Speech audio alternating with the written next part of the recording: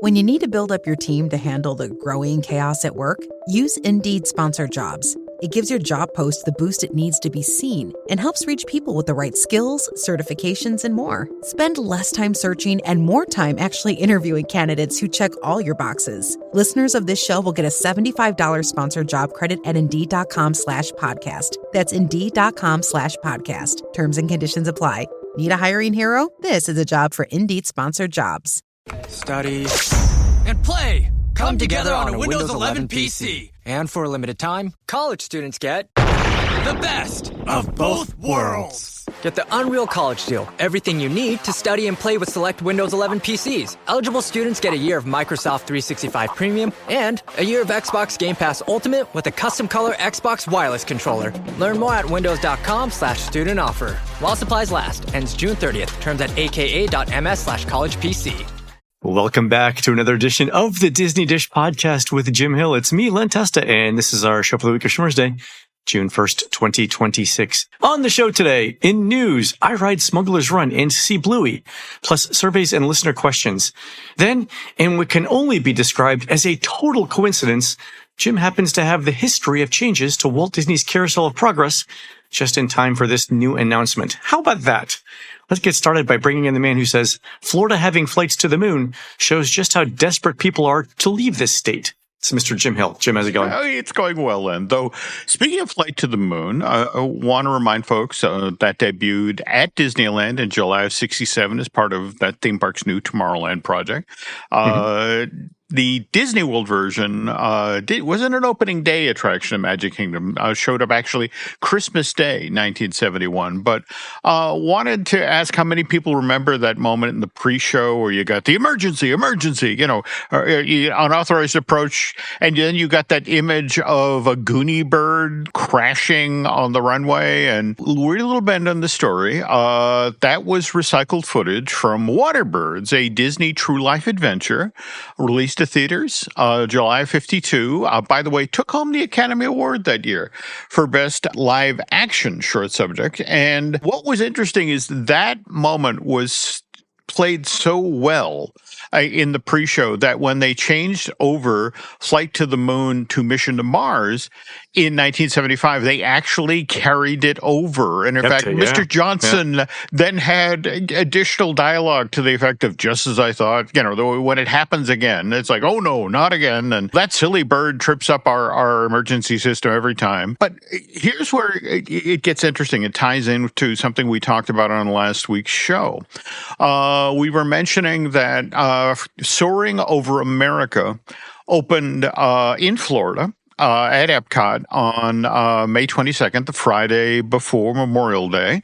And, the question is, well, why is it opening here then? But, if we pivot to DCA, they're not getting their version of this ride film till July 2nd of this year. And it was our partner in crime over on our Patreon project, Disney Unpacked, Jim Schul, who actually explained this. And he said, well, it's kind of what happened with Flight to the Moon, Mission to Mars back in the 70s. It turns out there's only one team of people people who know this thing works, and they can't be in two places at the same time. Exactly. Yeah. So that at least back then, what they did is they started they started at Disneyland, and they had that version, Mission to Mars, up and running by March of '75, and then they fly down to Florida, and by June 7th of that same year, Mission to Mars is now in the Magic Kingdom, in Orlando. So they just reversed the order for Soaring Over America. They first got the Epcot version up and running, and now the team has returned to California, and they're in California Adventure right now, getting ready to change over the ride film there. That's fantastic. All right, that's awesome. And I can't wait for everyone in California to see the new ride because it's very good. There we go. Awesome. Jim, let's do a quick shout out to our subscribers. Thanks to everyone who subscribes over at patreon.com/Jim Hill Media, including John Jones, Skip Gadd, Bobby Mahoney, Mary Phelps, Mark Andrew, and Melissa Howard. Jim, this is the Walt Disney Imagineering team writing the script for the new 1985 scene in Carousel of Progress. So far, they've got Jimmy playing We Are the World on his Sony Walkman, Grandma watching the first WrestleMania on pay-per-view, and John meeting the boys downtown at the 7-Eleven to try something called New Coke. True story. You hammered on Google with great success, capturing 1985. I applaud the effort. All right, on to the news. Folks, the Disney Dish News is sponsored by UnlockedMagic.com from our friends at DVCRentalStore.com. Disney's now got a whole bunch of updated rides plus new stuff open, and UnlockedMagic.com has discounted theme park tickets that'll save you enough to enjoy snacks in all 4 parks. So visit UnlockedMagic.com now to save money on your upcoming visit. All right. On to the news. Before we get to Carousel of Progress, a couple of things. I've been on Millennium Falcon Smugglers Run with the new Mandalorian and Grogu update. And I've been on it 6 or 7 times now. I've seen each destination. I've been in each role, each different seat. It's nice to have the different visuals, Jim. It looks better. It feels better. I think it's an improved attraction. It's largely the same experience, though, for everyone involved. They've added small video screens for the gunner and engineers to look at, where you can see Grogu and Mando coaching you through different things. But substantially, it's still the same experience and the same flaws that were on the ride before, mainly that the gunners and engineers sit in front of a large computer panel instead of looking at the screen. That's the fundamental flaw in the ride, and they didn't fix that, right? But overall, very good. You can ask for Grogu mode when you walk in. So for those of you who want to see what this is like, when you walk into the ride vehicle itself, there's going to be a cast member there. Don't touch any buttons. Don't do anything. As you're walking in, tell the cast member that you would like Grogu mode, and they will walk you through how to do it. And that's super important. One of the fun things on this Grogu mode, Jim, is if the engineer chooses Coruscant as the planet to visit, I think the Cantina song plays in the background. It's a nice little nod. I didn't realize it the first time through because I was trying to absorb everything else that was going on. The second time through, I was like, that's a familiar song. And then the third time through, like, oh, I get it now. That's that. Have you seen the video of this, by the way? I want to say these new little screens for the engineer and the gunner. Mm-hmm. You know, I mean, think about it. You know, if you weren't the pilot, you walked out of this attraction with a crick in your neck. You know, because you were doing exactly. your job, but turning to look at the big screen. And you know, again, this is still the same flaw. You are still drawn to look at the big screen. But at least you have something a bit more dynamic, a bit more interesting directly in front of you if you're a gunner and engineer now. It's a small improvement for the gunner and the engineer, and I'm glad that they've addressed it. I think they've done as much as they could in the amount of time that they had and with the money that they had to make it a better ride. Fundamentally, we're still at like it rather than love it, right? But at the same time, remember, you still have, you know, you still get to walk onto the Millennium Falcon. I just wish, remember when it opened, they actually allowed you time to be in the space and take photos, and that's it. Yeah. They don't do that now. They're trying to maximize capacity. Although I did have about 60 seconds in the time where I was in the Millennium Falcon room, but not yet lined up to board. And I did manage to slide behind the chessboard for a really quick photo. I don't know that you can take 3 photos. I took 1. 3, you might not have enough time. 1 is definitely possible, but everyone's got to know what they're doing, and everyone has to be quick about it. There's no dilly or dallying. Other thing we did this week was to see Bluey at Conservation Station.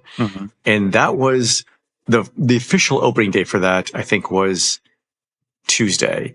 Monday, they did soft previews in the afternoon, but Tuesday was the big day where everyone knew that it was going to be open. And Jim, I walked, first of all, I got to the Magic Kingdom at 7 a.m. Okay. It was like somebody had told the Bluey army to assemble in the parking lot at 6 a.m. Like they were mustering there. Every parent had on a Bluey shirt. Every kid had a Bluey backpack. I would have thought I was in somebody else's theme park. It was that many people. We had virtual queue group number 17, boarding group 17. It's right at 7 a.m. The Wi-Fi out by the tap styles is super effective. At 7:15, the bridge to Pandora opened. At 8 a.m., they started calling groups, and they were calling, I think, 12 groups the first time, and then 10 or whatever. So 8 o'clock was when the virtual queue started getting called. We were called at 8:17 or group 17. By 8:19, we were on the train. It took 5 or 6 minutes for the train to load. We were at Conservation Station at 8:32, and the first show started at 8:48. So the first groups got called at 8. The second group got called around 8:15, 8:17. We got to the 8:48 show. So assume that you've got, in terms of transportation and the groups, from the time your group is called to the time you get there is 30 minutes until the next show. The show started at 8:48. The first thing was a Magic Asparagus was the first game. The second game was Copycat Charades. Third game was Mums and Dads. And the last game was Kippy Uppy, as we would have expected. The show's 13 minutes long. And so they're packing this in. Every game is about 3 minutes, which for me is like saying, it was like going to a cardio class at the gym where every exercise you have is 90 seconds to 3 minutes long. Like and if you don't like Bluey, it'd be like doing a plank exercise for 3 minutes. Fortunately, we all like Bluey. Kids loved it. Like, kids were going nuts. Parents were crying at how happy their kids were, right? In terms of an experience, it's everything you could want in a Bluey experience. Right. They've nailed that part. The only thing that you would think would be an issue with it was the things that we had identified as soon as they announced this was going into Conservation Station. It's the logistics. All of the logistics are the issue. That's it. Other than that, it's a great update. They do have kangaroos and wallabies. You can't pet them. They're getting acclimated right now to people. Eventually we may get to pet them, but right now they've just come over. They're still getting over the jet lag. They're still trying to adjust to people. Can't touch them yet. I will say though that, Bluey is available for hugs. I didn't think Bluey was going to be available for hugs for kids, but you can. So that's good. Well, again, appreciate you were there for opening day of this. Quick question. Again, if you don't have the T-shirt, you didn't have the experience, was there a retail component or? There was. So there's tons of merch back in Conservation Station. I didn't look in Harambe to see any, although I did walk around Harambe, just noticing the crowds. So there is merch available there. There's also an expanded baby care section in Conservation Station, and plenty of air conditioning inside the main building. Also, they're still doing veterinarian services in Conservation Station. So there's more than Bluey to look at. But you were there for opening day. Anecdotally now, is there any information about how other guests are having, the sort of experience they're having? Day 2 was much smoother than day 1. Day 1, virtual queue sold out almost instantly. And on day 1, the most striking thing about the Bluey experience was the number of cast members and managers in Harambe around the Wildlife Express train, explaining to people how it was going to work and apologizing to parents who couldn't get in the virtual queue. So imagine you dressed up, you brought your kid in, you didn't know about the virtual queue. You get there at 9:00. Obviously, there's no chance of getting a virtual queue. It's sold out. So cast members were trying to do the best they could there in terms of recovery. But there had to be one cast member for every 10 guests in Harambe. When I was there, they were flooding the zone with cast members to help out. Okay, because what's kind of interesting, I'm just going to put this out there, is that out ahead of this opening weekend, they were already looking ahead over the horizon to 2027, which again is the year that Disney releases the Bluey movie, and the feeling is, as crazy as it is this year, next year, will be exponentially worse because the might of the Disney company will then be behind Bluey, and, all of the other people on the planet who don't already know about Bluey will be made aware. There's some Aboriginal folks out in the middle of Australia that may not have heard of Bluey. I don't know. There we go. There we go. So what's fascinating, and again, just putting this out there, that evidently entertainment has been tasked with the notion of, okay, this is what we are doing for the summer of 2026, and we will do what we have to make this work. But what are we going to do in the summer of 2027? And Len... Epcot, Jim. Epcot. Go ahead. Actually, what's fascinating is that they're eyeballing Camp Mini Mickey 2? Mini Mickey 2 electric Bluey Zoo? There we go. But the notion of taking a chunk of land inside of Animal Kingdom, because again, face it, now that the managers of this theme park have tasted what Bluey can do to daily attendance at this theme park, they're going to pry this character out of their cold dead hands. They're not giving it up. So the notion is, what can we do in this park to make this easier for, again, the parents who can't get into virtual queues, that sort of thing. And it's like, Bluey needs his own temporary land. A mini land. When does the Bluey movie come out in 2027? I want to say it's July, late July or early August of 2027. And in fact, what's especially weird about it, Len, is that 4 weeks later, The Simpsons 2 comes out from Disney, their second movie. So I have to admit, I'm looking forward to that moment in Disney promotions history, how one pivots from Bluey and Bingo to Bart and Lisa. But yeah. Here's why I asked about the release date for the movie. So it comes out in July. Right. We know that Tropical Americas isn't going to open in the first half of 2027. So let's say they put Bluey in July in Animal Kingdom. Later on that year, Tropical Americas is going to open. Are there enough things to do in that park to handle those crowds where it'll be the first major new land opening since Galaxy's Edge, Toy Story Land, with Bluey and with those two new rides in the least visited of the Disney parks? I would expect that we would see more infrastructure upgrades already happening now, if that was going to be the case. Though, just putting this out there, you do have your empty 5,000-seat nighttime arena in between Asia and the tropical Americas. Can Bluey water ski? Is that canonical in the? I gotta watch more shows. There we go. I don't know what to tell you. I just know that on the heels of how popular Bluey is in California and in this early taste of what he could potentially do in Florida, Animal Kingdom wants to keep this character. And more to the point, happier to accommodate more parents and children. So it's like, all right, this is what we do for the summer of 2026. What are we going to do for the summer of 2027? Epcot's got the space. This should go in Communicore Hall. And they could move the Encanto stage show to Animal Kingdom to piggyback on the opening of Tropical Americas. That would make the most sense. Absolutely. I mean, World Showplace is just sitting there. They could do that too. You put some cardboard scallop-like cutouts, like, so make it look like the Sydney Opera House out in front. Okay. Just give me a notepad. Let me sketch this out for Imagineering now. There we go. But like I said, Animal Kingdom, it's now had a taste of what Bluey can do, and I don't think the managers there will let go of this character. Oh, no. Yeah. All right. Last bit of news coming out of Walt Disney World, and this just was announced today.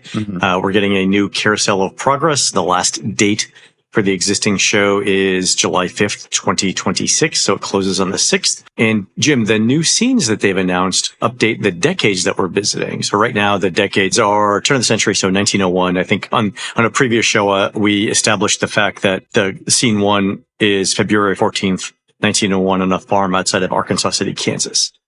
Well, let me know if we need to go back and find that show. But the new scene 1 is 1969. Presumably it's not presumably. Disney said it's the moon landing. Sorry. I wrote these notes, knowing what was happening, but having to couch it in the language of, I think. Anyway, the second scene is 1985. The third scene is New Year's Eve, 1999, going into the new millennium. And then the fourth scene is interesting because remember the current fourth scene was last done in the mid-90s, and it still refers to things like car phones and laser discs. And to get around that issue, the new scene 4 is going to be some point in the distant future. And what's fascinating about all of this, Len, is that in a weird sort of way, this parallels what we were talking about last week with Rock and Roller Coaster starring the Muppets, how they over-delivered. And remember, we first learned about this redo August of last year. And what we heard about was the new introductory scene with Walt in his blue cardigan. And evidently at that point, the plan simply was Walt with blue cardigan, brand new ending scene. just the notion of that's what we've heard, right? Yeah. do what you have to.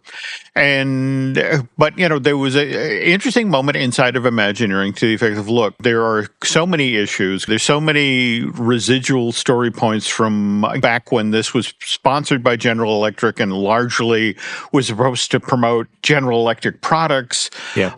So, if we're going to redo this show, let's redo this show. And, let's, for example, address remember, the first version of the show was put together back in the Father's Knows Best era. Yeah. Mom was always kind of dismissed. And in fact, that's the other thing that's fascinating about it. At least in one scene of this show, Mom, Sarah's the narrator. Did you see that? My understanding is Sarah's the narrator throughout all of it. That's the other big change, is that John's no longer the main narrator. Okay. And that's really interesting, because I was talking to Bethany Bemis, our friend who's the assistant curator at the Smithsonian, about this. And early versions of the Carousel of Progress script included not only references to technological progress, but also to social progress. So there was a line in one of the early scripts that got released into the public about where Sarah is saying that women who do the same work as men should be paid the same.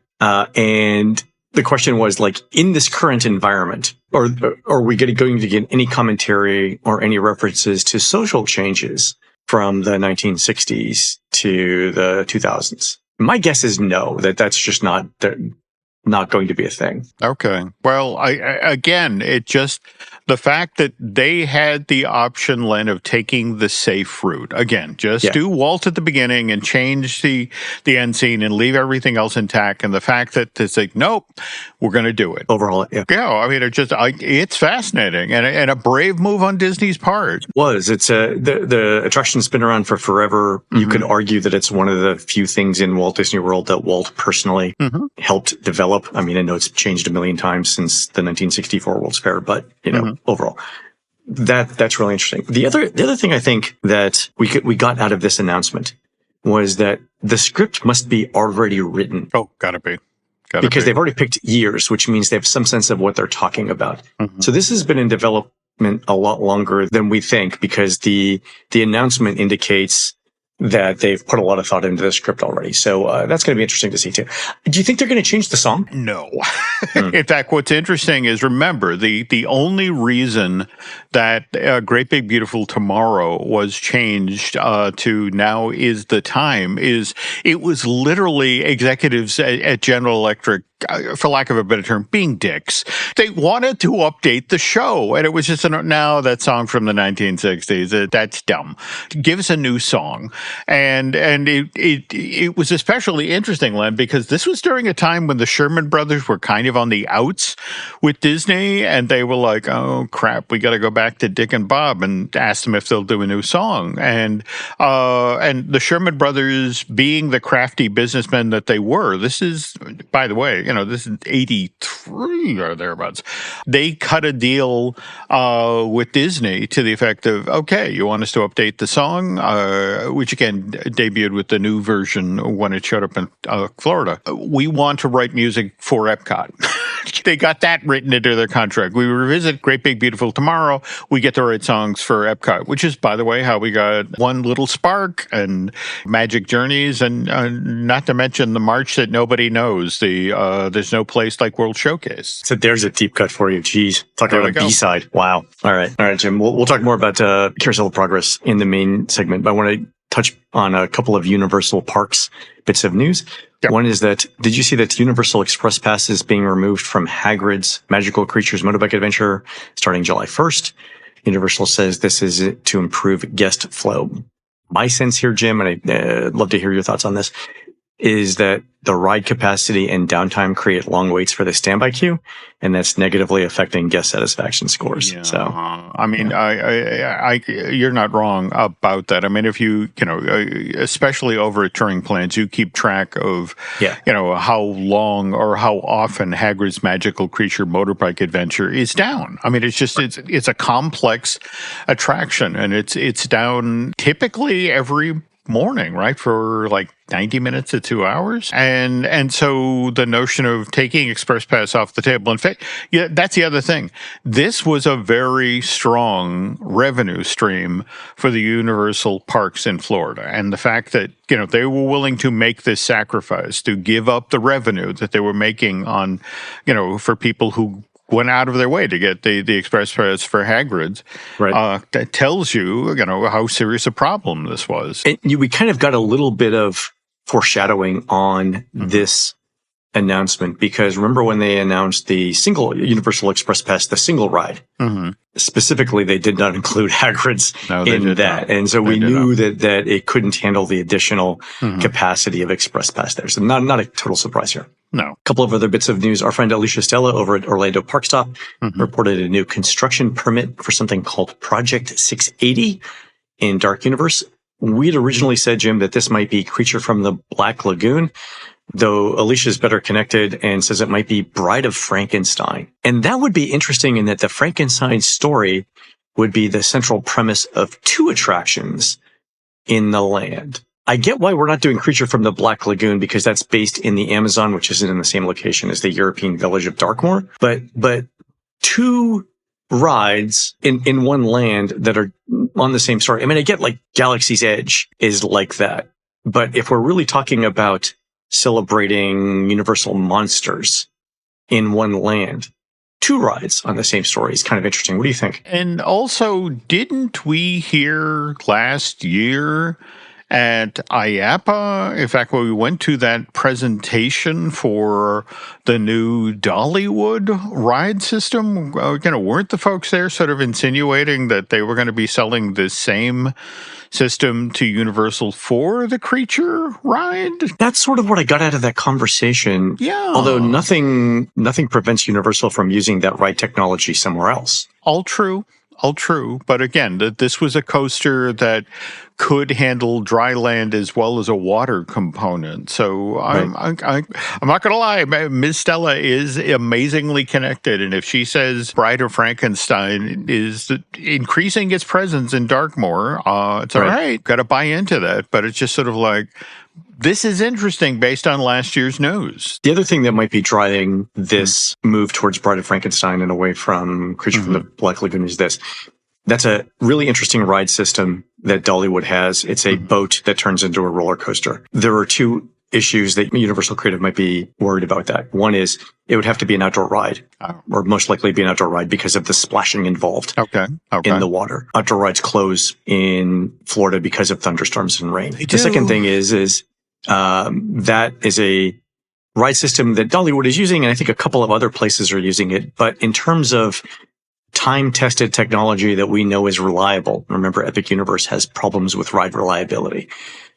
They might not want to go with an experimental or a relatively new ride system on an outdoor ride when Epic Universe desperately needs reliable rides that run through rain. I'm not going to fault that logic. Yeah. So Omnimover Bride of Frankenstein might be the thing that they need here. Okay. Especially after the first, year or so of operation at Epic, I can see Universal making that sort of decision. So I'm headed there tomorrow, so I'll ask around. Okay. Last bit of news from Universal. Alicia also notes that more than a dozen construction trailers have been moved over to the Harry Potter expansion pad at Epic Universe. And Jim, the rumor we've heard here is a ride based on the game Quidditch, right? Yeah. More to the point, supposedly the experience is something that Potter fans have been asking for forever, that you get to ride a broom. So going to be fascinating to see what ride system you use to pull that off. Right. And I expect that we'll hear a Phase 2 Epic Universe announcement at some point over the summer. I do note that Disney scheduled its Carousel of Progress announcement coincidentally, to land on the same day that Universal announced the opening date for its Universal Kids Resort in Texas, which is July 1st. So when is the D23 Parks panel, Jim, in August? August. Let's just pencil that in for something for Universal's PR team to work on. There you go. All right, Jim, we've talked about news for 30 minutes here. Just to keep the show running relatively quickly in under an hour. I'm going to skip surveys and listener questions, and we'll do it all next week. Let's do the main show segment next. Okay, we'll do. All right, folks. Then we're gonna do that. We're gonna take a quick commercial break. When we come back, Jim gives us the history of changes to Walt Disney's Carousel of Progress. We'll be right back.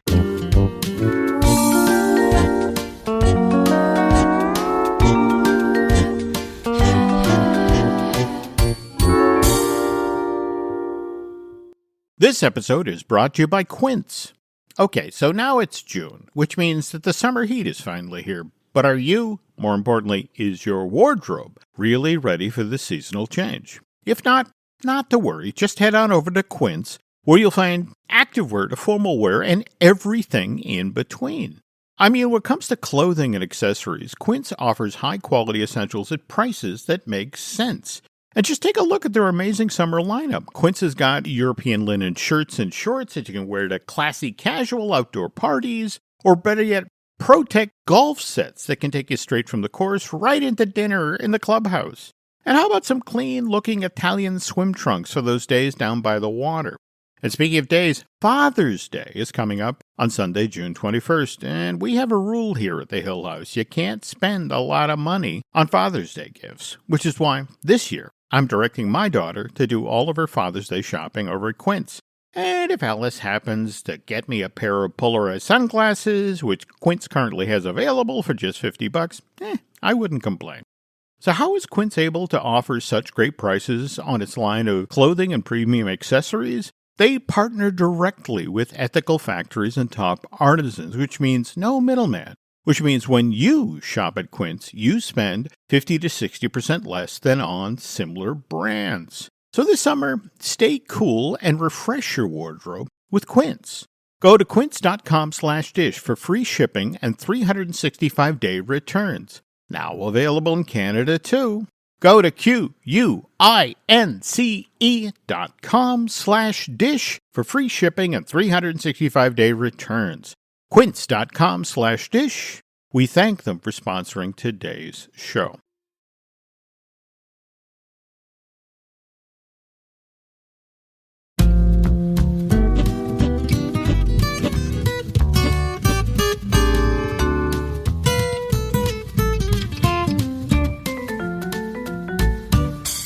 And we're back. All right, Jim. So again, a complete lucky break for us in that you have prepared all week a story about the history of changes to Walt Disney's Carousel of Progress. And lo and behold, could not have had better timing. Clean living, Jim. Yeah, there we go. Dumb luck. Okay. And again, just a reminder, we sort of got an indication that this was coming August of last year with the news about, the new Walt scene, the introductory scene that was going to be added to the front of the show. And this, of course, came on the heels of the A figure of Walt that debuted at Disneyland July 17th of last year, the 70th anniversary of the park. That's the one that leads off the Walt Disney A Magical Life show in the Main Street Opera House. And what's kind of interesting is that's Walt in his gray business suit. The guy who, we saw opening virtually every episode of the Sunday night Disney TV show, whereas the Walt that we're getting at the front of the Carousel of Progress show, in fact, what's kind of interesting, it's Walt in a blue cardigan. In fact, you can go on YouTube right now and watch this version of Walt because it's how he appears in a May 1964 episode of The Wonderful World of Color. And in fact, it's called Disneyland Goes to the World's Fair.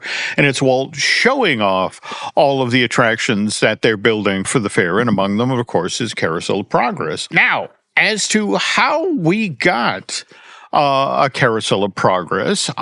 This actually dates back to the first couple of years that Disneyland is open. To be specific, 1957.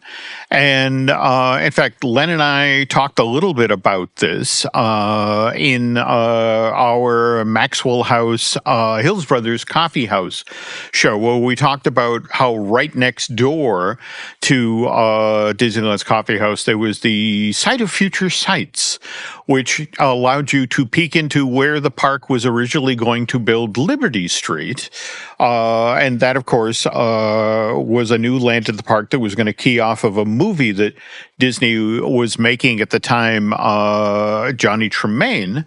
But Len, in this same window of time, Walt gets contacted by a gentleman who has a giant collection of personal belongings of Thomas Alva Edison. Of course, the American inventor, the gentleman who is credited with the electric light bulb, the phonograph, the motion picture camera, and the storage battery. And here's the thing, Walt eyeballed this for a time, but just the thinking was that, we don't do museums here at Disneyland. We do shows. We do ride shows and attractions, but maybe doing something that ties to Edison might be a smart idea. So they developed another land, sort of a companion land to Liberty Street called Edison Square. And the idea was to create sort of a little cul-de-sac off of Main Street that celebrated how America changed with the arrival of electricity. And by the way, if you want to learn more about Edison Square, folks, you can head right now over to Ted Lenhart's wonderful Disney Docs website, because Ted has managed to get a hold of a copy of the actual presentation book that Disney created for General Electric executives to sell them on the land. And it walks you through that entire iteration of this plan. And I see you have a link in the show notes. I will highlight that for everyone there we right go. now. There we go. Also, shout out to Ted. We had started preparing this show last week. Again, total coincidence. Yeah, total coincidence that but we were asking Ted, hey, do you have a history of documents that talk about changes to Carousel of Progress? Oh, yes. Ted had several. I'm trying to sound sincere here, Jim. There we go. Just apropos of nothing. And Ted came through for us. So thank you, Ted, for that. There we go. Now, important to understand here, folks, that this is the late 1950s, and this is a Disney company that is still years away from ride systems like the Omnimover, the People Mover, things that will safely and efficiently move thousands of people an hour through a ride show or attraction. This is why all of the shows that the Imagineers designed for Edison Square, again, harnessing the lightning, which, again, you can read all about over on Ted's site. Likewise, the shows for Liberty Street, we had the Hall of the Declaration of Independence and the Pageant of the Presidents. And seriously, on that, every T-shirt with that logo would have to be a double XL just for the words. There we go.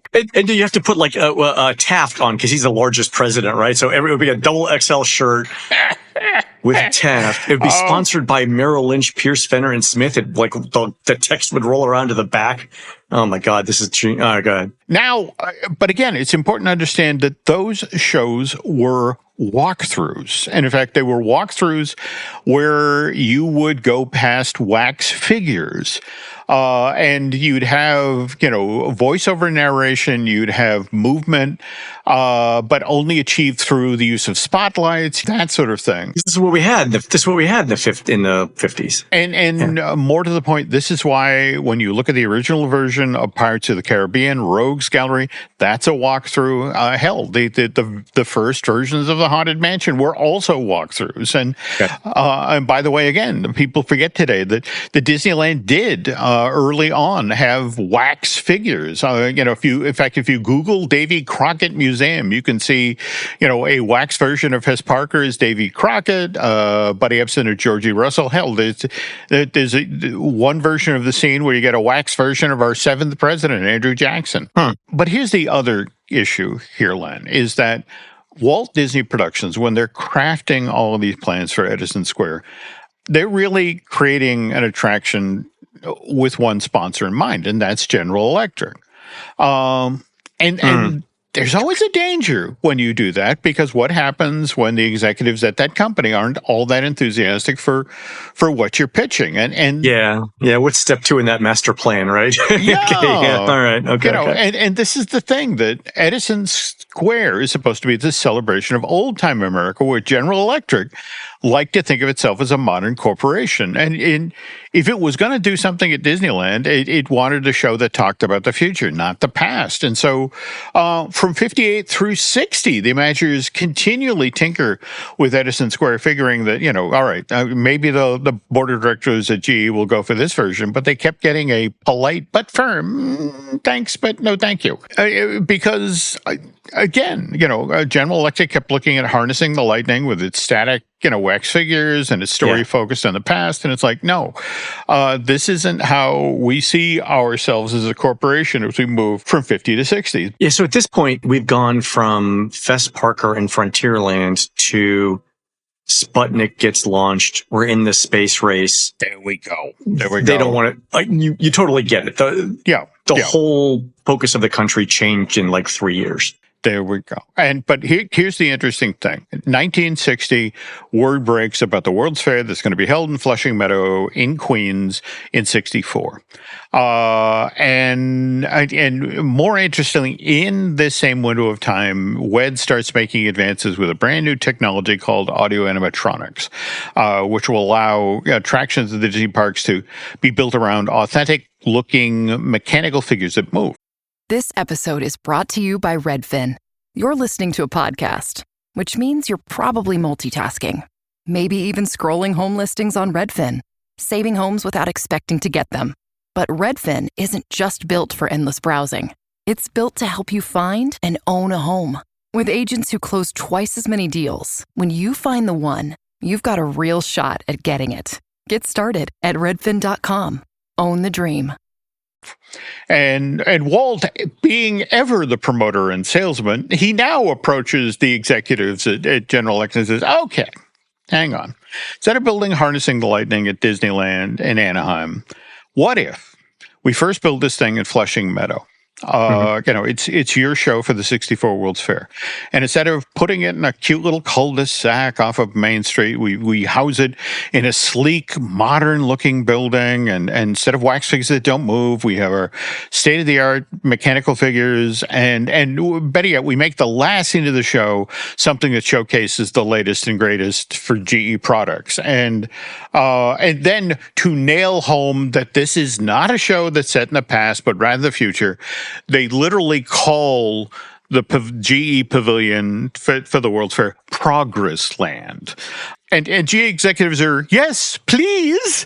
Whoever came up with that name won that day. Like that was good work that day. Yeah, absolutely. Now, mind you, there is language in the agreement that Walt has GE executives signed to sponsor Progress Land that effectively says, as soon as the show is over, October of 65, Walt Disney World owns the show. We get to do whatever we want with the shows and the figures, like, say, pack them up and immediately take them to Anaheim. And another reason why you want to go over to Ted Linhart's Disney doc site is Ted actually has the document that Disney prepared for GE executives saying, explaining about the Progress Land at Disneyland project. And that's the beauty part of it. Disney sells them on that idea and they buy it. But we'll talk about that part of the story in a second. But first, this. Okay, we're back. And just to recap, folks, Len and I were talking about how Disney, after convincing GE executives to first sponsor the creation of the Carousel of Progress for the 64 World's Fair, then convinced these same executives to pay to pack it up, to ship it from Flushing Meadow out to Anaheim, where it become a brand new attraction at Disneyland. Now, downside of that deal is, again, remember, this show originally created to be built off of Main Street in Edison Square. Walt realizes this is a non-starter, so it's like, don't worry about it. It's Progress Land. We'll put it in our most progressive part of the park. Tomorrowland, which, oh, by the way, we're building a brand new version of Tomorrowland that's going to open in the summer of 67, and your attraction will be one of the centerpieces of this. And the other little interesting bit of salesmanship that Walt did here was he pointed out, well, look, 17 million people have seen the Progress Land show when it was part of the World's Fair on the East Coast. Mm-hmm. But if we take, again, this show that you've already paid for and bring it out to California, is a brand new audience of people out there that have never seen this thing before. Oh, yeah. And California is growing at this time, right? Mm-hmm. It's in TV shows, it's in pop culture, it's in music. Yeah. GE wants to be part of that market. That's it exactly. So they say yes. Carousel of Progress opens July of 67. Now, jump ahead 4 years. Walt Disney World opens in October 71. And these very same executives of GE are like, gee, we kind of want to be part of the new thing down in Orlando. And since Disney is now thinking long range and about how they would really love to have General Electric be part of Epcot, it's like, absolutely. What would you like to do? And also, not to lie, Disneyland has also been watching attendance steadily decline for the West Coast version of Carousel of Progress. But they have this giant theater go-round building that with its 6 theaters can accommodate 3,600 people an hour. Yeah, that's a lot of people. Yeah. So it's a notion of, look, we should make the most of this setup.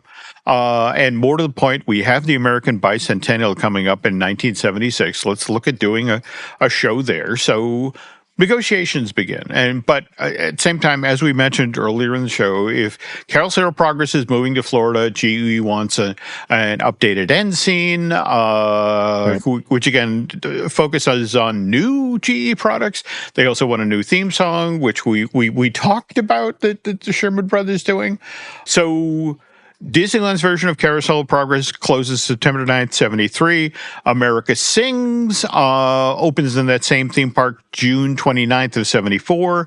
We don't get Walt Disney World's version of Carousel open until January of 75. In fact, it was made part of the expansion of Tomorrowland, tied to the debut of Space Mountain. Right. And also worth noting here that the Disneyland version of Carousel of Progress didn't run for very long. It was only open in that park for 6 years, July of 67 through September of 73.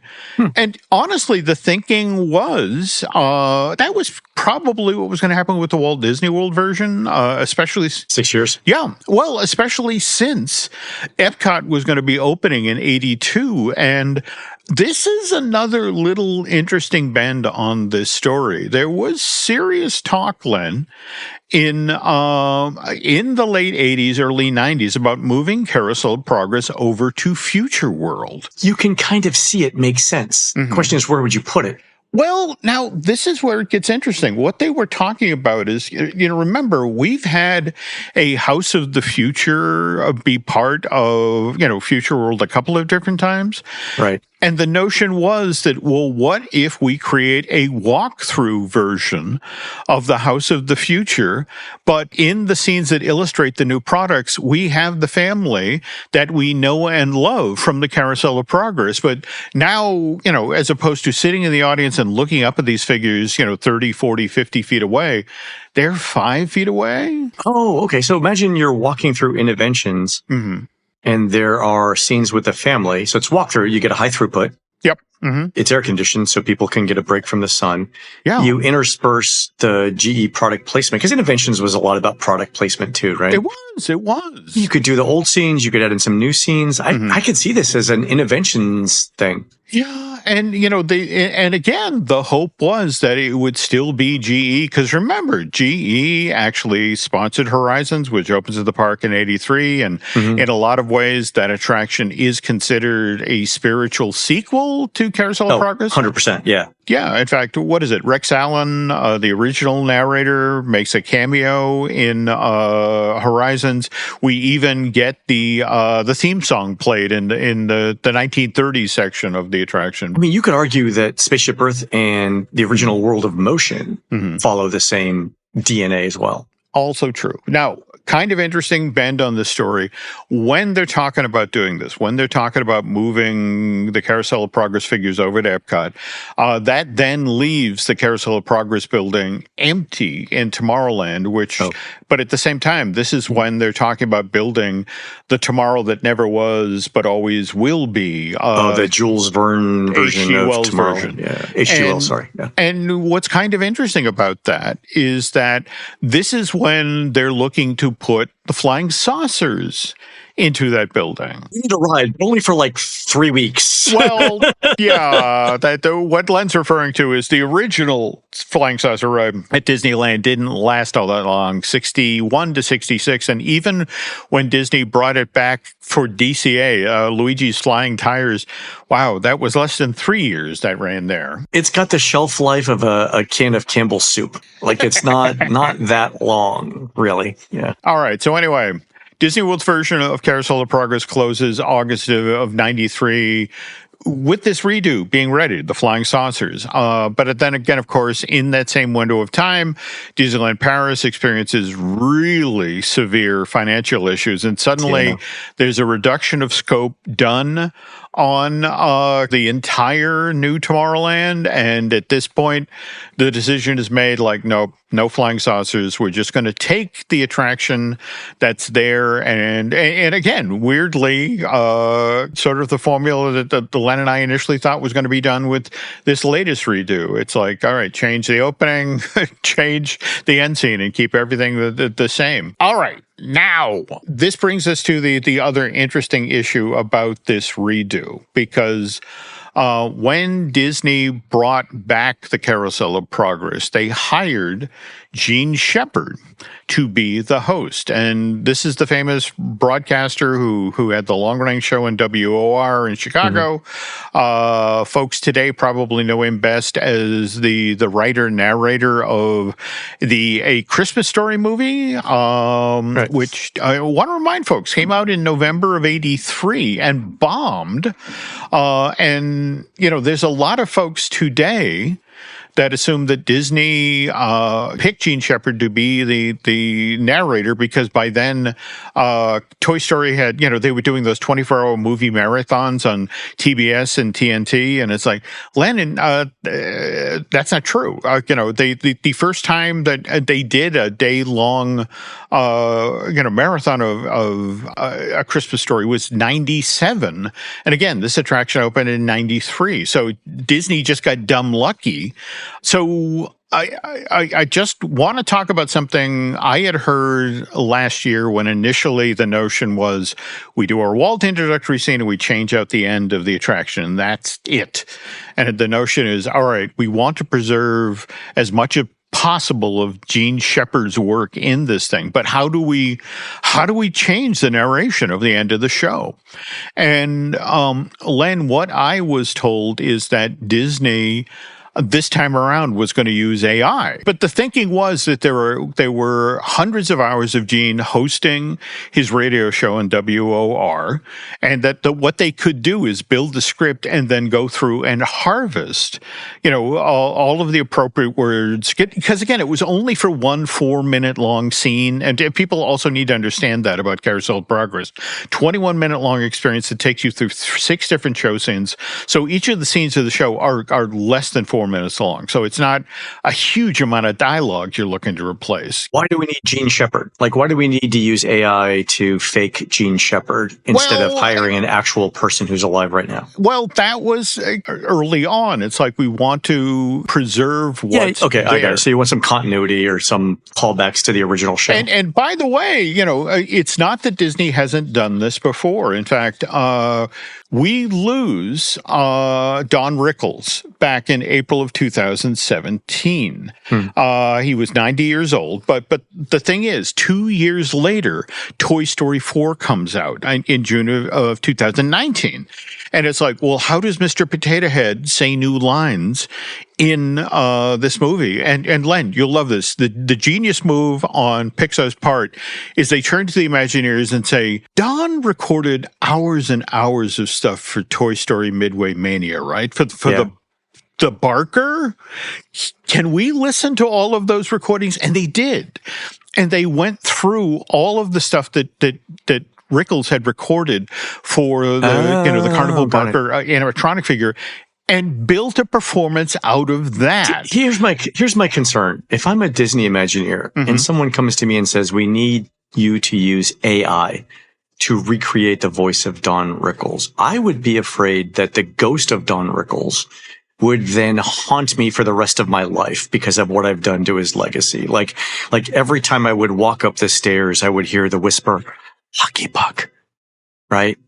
And you'd be like, did I hear that? Am I imagining that? That would be my concern with offending Don Rickles. Everyone else, maybe Gene Shepard, I think he'd be okay if that's what you think is the best thing to do, right? But Don Rickles would take it personally. Just to put a cap on the story, we are weeks out now from Toy Story 5 arriving in theaters. Yeah. And by the way, they couldn't do the same trick twice. So what's interesting is Jeff Bergman, veteran voice actor, gentleman who was the official voice of Bugs Bunny and Daffy Duck, he's the one who's doing Mr. Potato Head going forward. So, see what I'm saying? You could do that. He's, Jeff Saran, he's talented. Use Jeff. Okay. There we go. But anyway, that sort of brings us to where we are today with Carousel of Progress, which again, to applaud the Imagineers, and again, just looking at this as sort of a parallel project to what the company just did with, Rock and Roller Coaster starring the Muppets. They buried the needle in the other direction. They didn't go with the easy fix. I have to admit, though, I'm going to be intrigued to see this thing's supposed to close on July 5th. Is that what we're hearing? Last day is July 5th. July 6th is the first day of the closure and opens sometime in 2027. Okay, so there you go. Supposedly, this thing will be back up and running in 15 months, 18 months? Yeah, I'm thinking middle. If you just want to put a date on it, Memorial Day 2027, it would be the best guess you have. And we don't know anything specific about timelines, but, Memorial Day 2027 seems to be a popular guess. But yeah, I mean, I'm going to be fascinated given this aspect of Sarah taking a portion of the narration. Who are they going to hire to be the voices of the narrator this time? Because obviously the Gene Shepard thing's going in the rear view. So to me, what's always fascinating is when Disney picks a moment like this and looks, just like, I remember Disney was, Disney Feature Animation Florida was working on John Henry, the animated short that was directed by Mark Henn. And I remember, it's the notion of we need an authoritative African-American performer to be the narrator of this thing. And I remember somebody slipping me the list, and it was people like Morgan Freeman and James Earl Jones and Alfreda Woodard. That's the thing. Disney really puts a lot of thought into these narrator roles. So it'll just be fascinating to see who winds up as the new voice of John and Sarah. It's interesting that the narrators we've been talking about are all men. There's no reason why it has to be a man. For narration as well. No, and in fact, it would certainly address a lot of the issues that earlier versions of this show have definitely been kind of dismissive of women. I mean, I love the fact that Sarah's going to be a narrator. I mean, that's great. Yeah, it's fantastic. Yeah, I think the other thing that's interesting to me about the timing of this announcement is if you go back and think about the other recent Disney announcement for the Magic Kingdom, where we're getting a fourth ferry boat. You could look at the changes to Carousel of Progress as a way to take an underutilized attraction and ensure there's enough capacity for when Villains Land and Cars Land open, when Piston Peak opens. Because the center of the gravity, the word that, which is a phrase they use that I love, is going to shift west. Oh, God, yeah. When those two lands open. Yeah. And if we're going to get 3,000 to 5,000 more people in the park per day, They're going to need places to go, including places with air conditioning and seats. Yes. The Carousel of Progress accommodates a lot of them. So I think 3,600 people an hour. people an hour. Yeah. Mm-hmm. So if you look at the combination of those environmental factors, right? Capacity, air conditioning, a place to sit away from the sun on the opposite side of the park from where all this new stuff is going.